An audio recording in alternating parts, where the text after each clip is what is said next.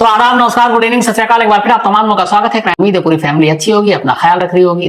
अब आते हैं आज की कहानी के ऊपर सीधे। ये कहानी करीब 10 साल पुरानी है। अप्रैल का महीना था, साल 2012 का, और जगह आज का प्रयागराज, उस वक्त का इलाहाबाद, क्योंकि अब इलाहाबाद का नाम बदलकर प्रयागराज हो चुका है।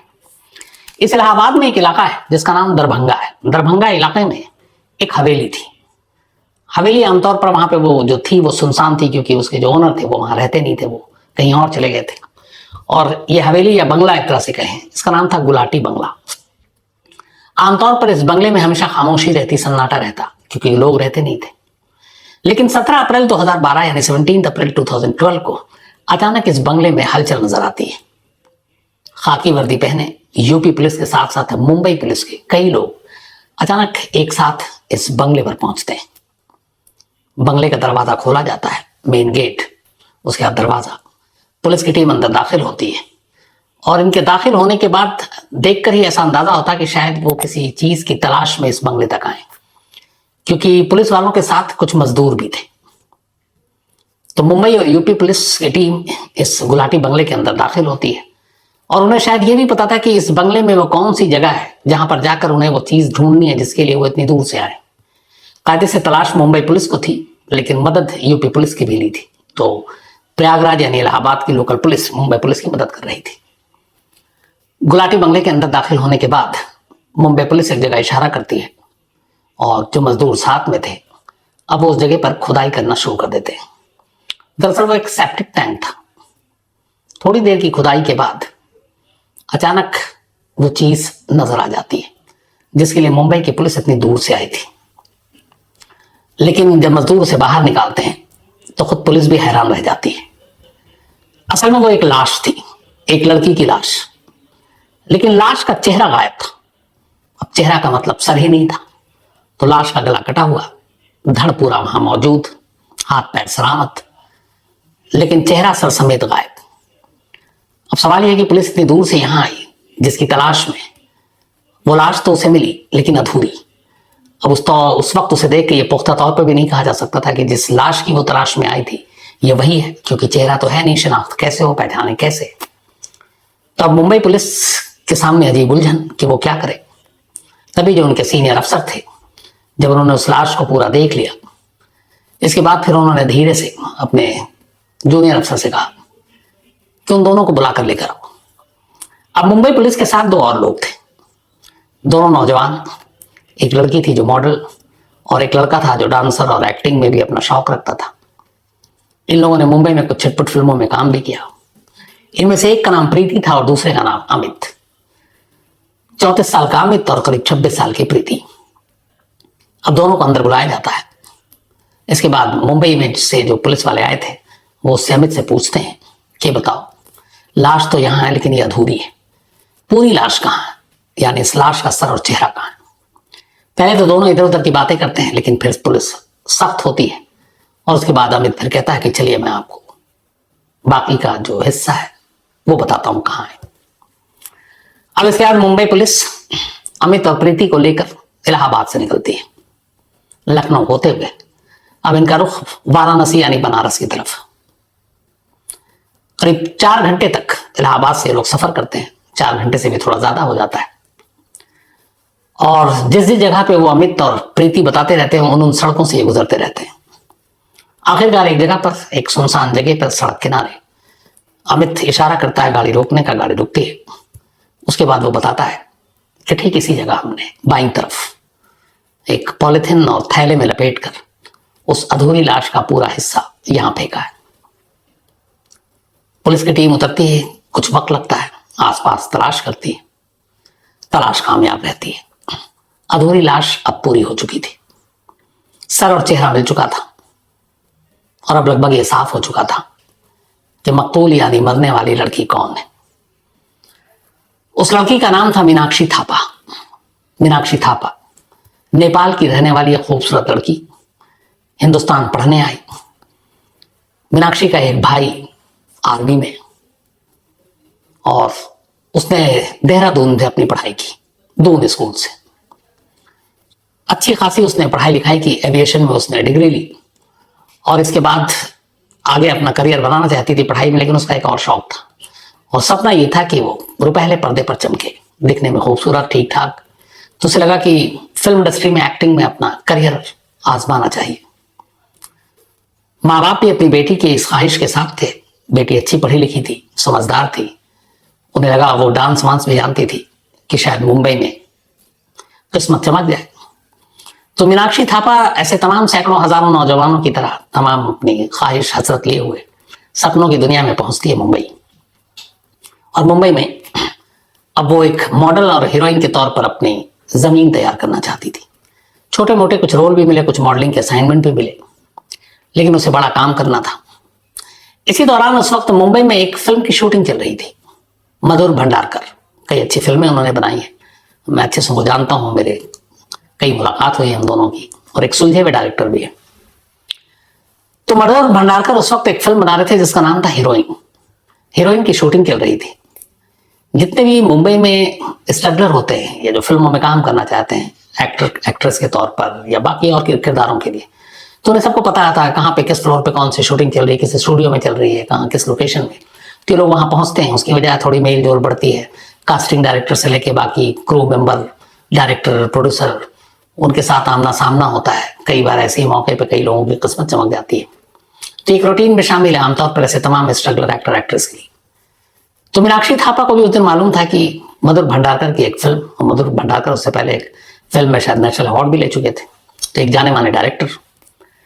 तो उनकी फिल्म हीरोइन की शूटिंग चल रही है, मीनाक्षी थापा उनके लोकेशन पे पहुंच जाती है। वहां जाने के बाद उसकी मुलाकात होती है अमित नाम के एक लड़के से। अमित यूपी का रहने वाला। अमित उससे बातचीत करता है, थोड़ी देर में दोनों को समझ में आ जाता है कि दोनों एक ही लाइन के हैं, दोनों स्ट्रगल कर रहे हैं। अमित कुछ फिल्मों में साइड रोल भी कर चुका था। थोड़ी देर में अमित मिलाता है मीनाक्षी थापा को अपनी गर्लफ्रेंड से। उसकी गर्लफ्रेंड का नाम था प्रीति। प्रीति भी एक स्ट्रगलर, फिल्मों में काम करने के लिए आई थी, यूपी की थी वो भी। थोड़ी देर की बातचीत के बाद तीनों में अच्छी खासी दोस्ती हो जाती है। इसके बाद अमित उसे बताता है कि मैं कई ऐसे कास्टिंग डायरेक्टर और इनको जानता हूं। तो आमतौर पर एक ही पेशे में रहने वाले एक दूसरे से नंबर भी एक्सचेंज करते हैं। फिर अमित के साथ प्रीति थी, मीनाक्षी को कोई ऐसा डाउट भी नहीं हुआ, नंबर एक्सचेंज हुआ। इसके बाद फिर धीरे धीरे ये तीनों मिलने लगे, कभी कॉफी शॉप पे, कहीं और किसी लोकेशन पे। वक्त बीतता रहा।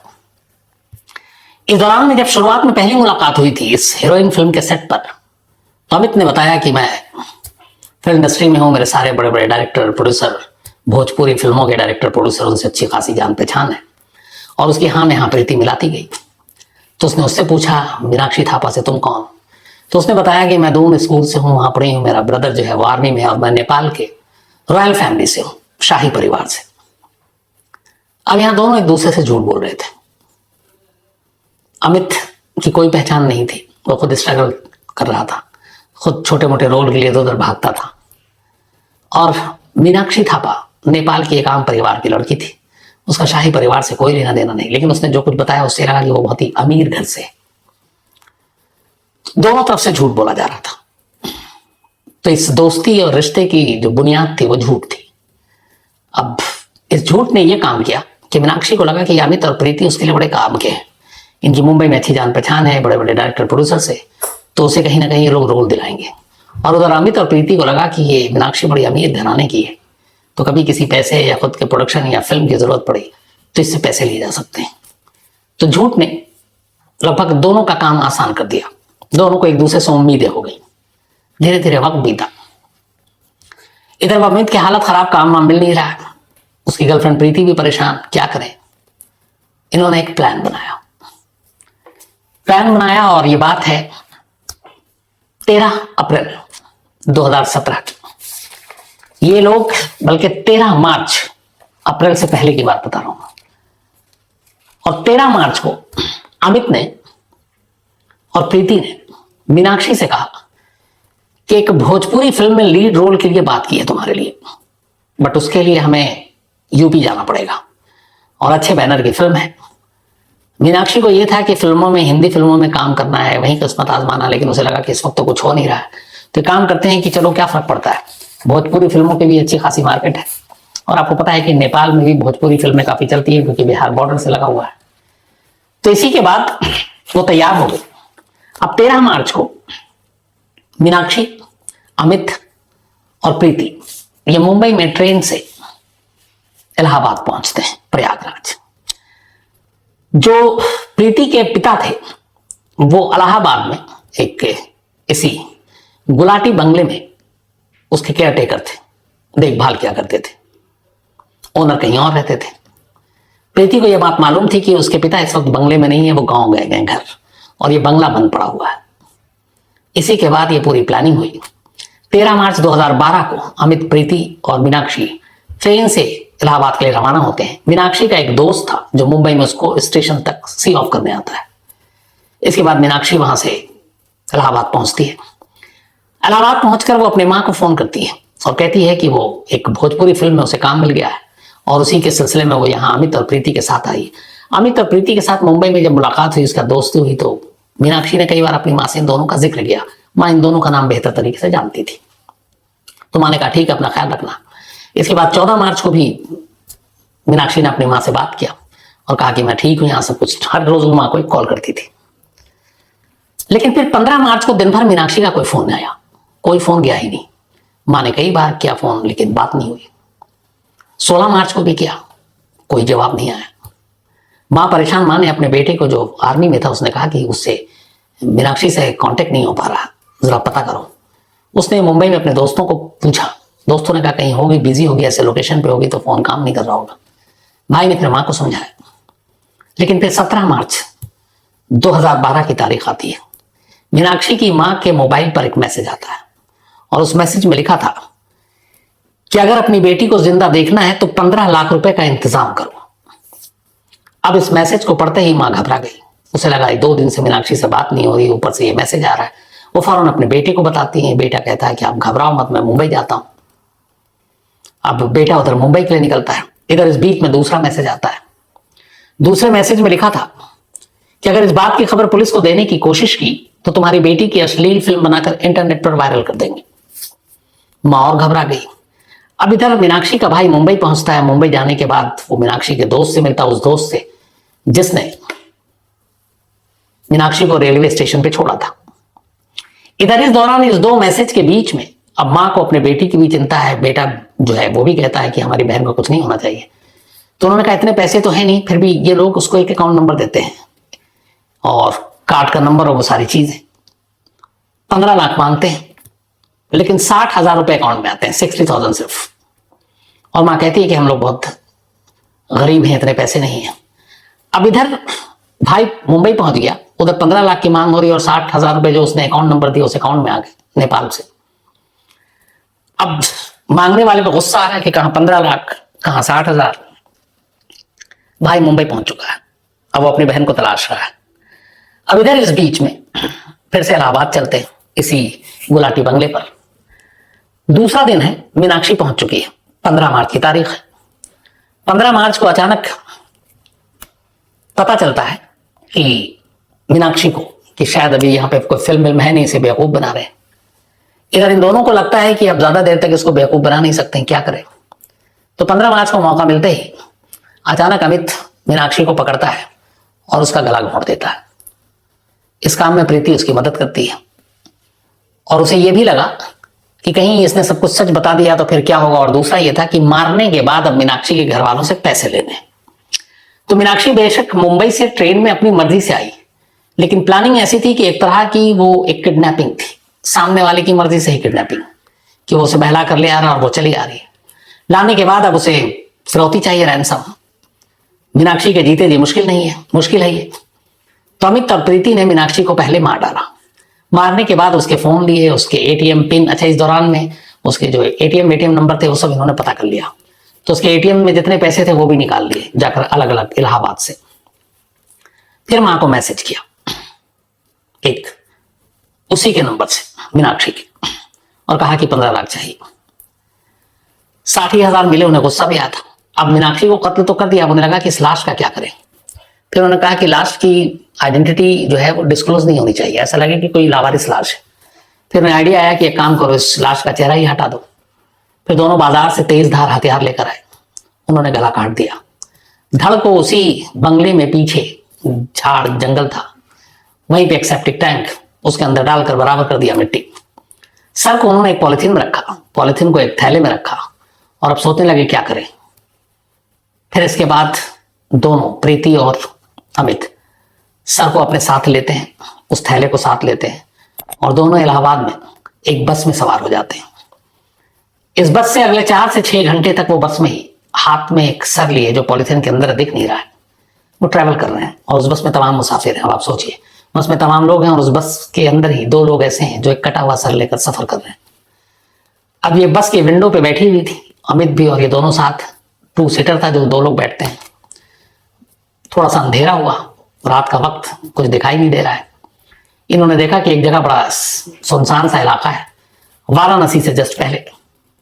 उसके बाद उन्होंने उस पॉलिथीन को उसी सुनसान इलाके में विंडो से हाथ बाहर निकाला और दूर झटक दिया तो सर कहीं जाकर गिर गया। चलती बस में ये आगे निकल गए। इन्हें लगा चलो आपको पहचान नहीं पाएगा। कई दिनों तक सर यहीं पड़ा रहा, उधर लाश भी यहीं पड़ी रही।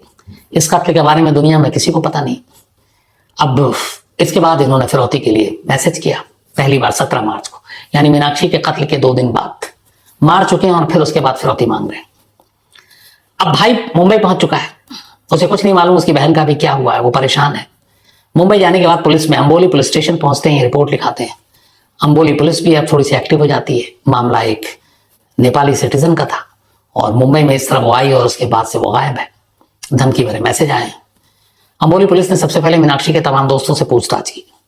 उन दोस्तों में से वो दोस्त भी था जिसने बताया कि मैंने उसको स्टेशन पे छोड़ा था और वो अमित और प्रीति नाम के 2 लोगों के साथ गई थी और वो कई बार अमित प्रीति से मिल चुका। अब पुलिस ने अमित और प्रीति को ढूंढना शुरू किया मुंबई में। पता चला वो दोनों तो है नहीं वहां। अब पूरा डाउट उन्हीं के ऊपर। अमित और प्रीति का जो घर का एड्रेस था वहां ढूंढा, वहां भी नहीं थे। आखिरकार